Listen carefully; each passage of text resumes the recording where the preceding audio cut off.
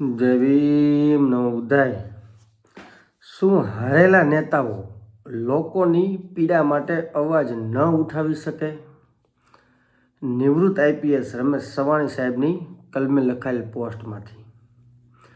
સત્તા પક્ષના પ્રવક્તા ડૉક્ટર શ્રદ્ધા રાજપૂતે 9 જાન્યુઆરી 2025ના રોજ નવજીવન ન્યૂઝના પત્રકાર તુષાર બસિયાને કહેલ કે અમરેલીમાં ગુનાનું રિકન્સ્ટ્રક્શન મુદ્દે કોંગ્રેસના નેતા પરેશ ધાનાણી, પ્રતાપ દુધાત, વિરજીભાઈ ઠુમ્મર, જેનીબેન ઠુમ્મર પોતાની રાજનીતિ કરે છે, પાયલ ગોટીના ખંભાનો ઉપયોગ કરે છે, તેમણે વિકાસના કામો કર્યા નહીં એટલે તેઓ હારી ગયા છે. પાયલબેન જામીન પર છૂટી ગયા તો જેનીબેન પાયલને સાથે જ રાખે છે, કોઈને પાયલ સાથે વાત કરવા ન દે. દાદાગીરી અને તાનાશાહી તો જુઓ. આ હારેલા નેતાઓને અમરેલીની જનતા જવાબ આપશે. કોંગ્રેસના નેતા ભરતસિંહ સોલંકી પોતાના પત્ની રેશમાબેન પટેલને અન્યાય કરી રહ્યા છે, છતાં પરેશ ધાનાણી, પ્રતાપ દુધાત, વિરજીભાઈ ઠુમ્મર, જેનીબેન ઠુમ્મર રેશમાબેન પટેલને કેમ મદદ કરી રહ્યા નથી? આવું કોનું કહેવું છે? શ્રદ્ધાબેન રાજપૂતનું, જે સત્તા પક્ષના પત્રકાર પ્રવક્તા છે. જ્યારે રેશમાબેન પટેલ હોવા છતાં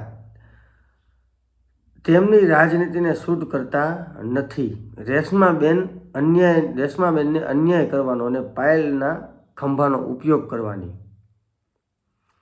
આવું કહે છે સત્તા પક્ષના પ્રવક્તા શ્રદ્ધાબેન રાજપૂત.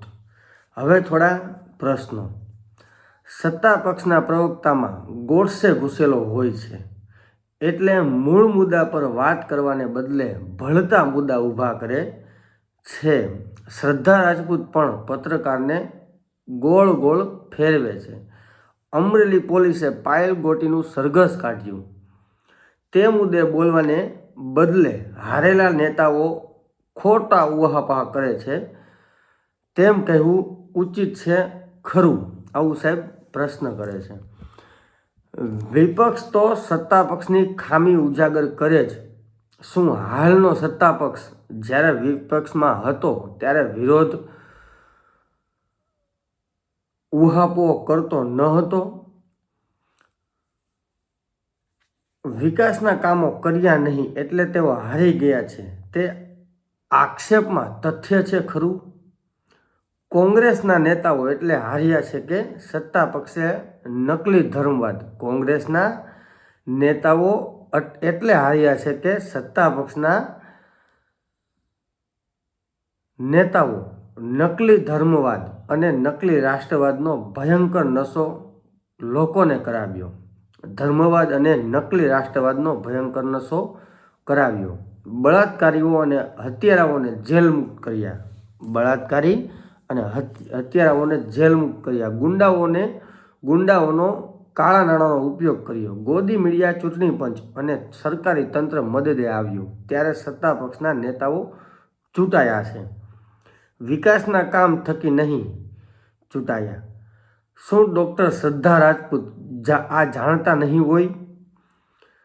જેનીબેન દાદાગીરી અને તાનાશાહી કરે છે એવા આક્ષેપમાં તથ્ય છે ખરું? આજે કોઈ બેન દીકરી ઉપર અન્યાય થયો હોય તો હું વિપક્ષના કે પછી XYZ કોઈ બી નેતા એની વારે ન આવી શકે?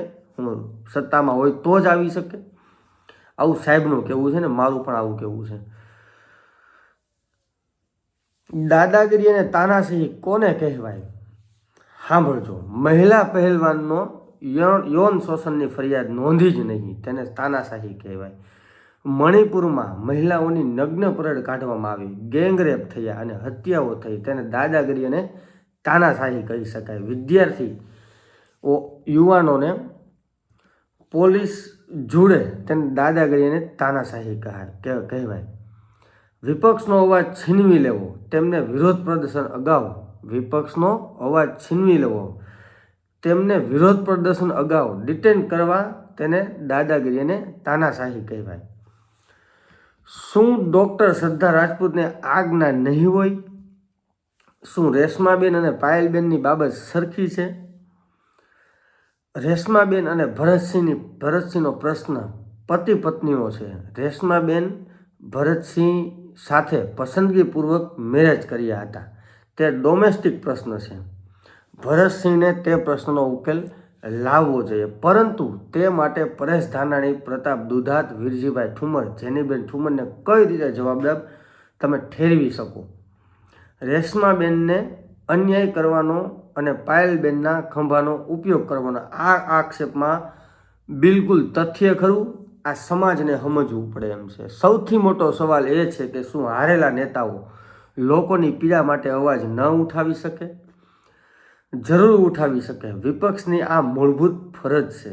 જ્યાં પણ સત્તા પક્ષ ભૂલ કરે, સત્તા પક્ષ ક્યાંય ગેરવ્યાજબી કામ કરતું હોય, સમાજ સાથે અન્યાય કરતો હોય, તો વિપક્ષને ફરજિયાત બોલવું પડે, એની ફરજ છે. સત્તા પક્ષની આરતી ઉતારવા માટે ગોદી મીડિયા તો છે જ, પણ સત્તા પક્ષના પ્રવક્તા પણ સ્વતંત્ર મીડિયા સમક્ષ લોકોને મૂંગા કરવાની ગોળસે કસરત કરે છે. આજે આ વિડીયોની અંદર જે સવાણી સાહેબ સમાજને પૂરેપૂરું જે તથ્ય અને એક વિચારવાનું કહે છે કે કેટલું આ લોકો ગોદી મીડિયાવાળા સત્તા પક્ષની ચાપલૂસી કરે છે, અને આજે વિપક્ષના નેતાઓ જે બેન પાયલના પક્ષમાં ઊભા રહી એને અન્યાય થયો છે, તેમાં એને ન્યાય અપાવવા માટે આજે ધરણા પ્રદર્શન, ઉપવાસ આંદોલન ઉપર બેઠા છે. તો આજે એ લોકોને પાડી દેવાનો અને એ લોકોને કોઈ બી સંજોગે એનું જે આંદોલન છે, આંદોલન સમટાઈ જાય એટલા માટે આ લોકો મીડિયા સમક્ષ એલફેલ બોલતા રહે છે. સમાજે આ ખરેખર સમજવાની જરૂર છે. જય ભીમ, નમો બુદ્ધાય.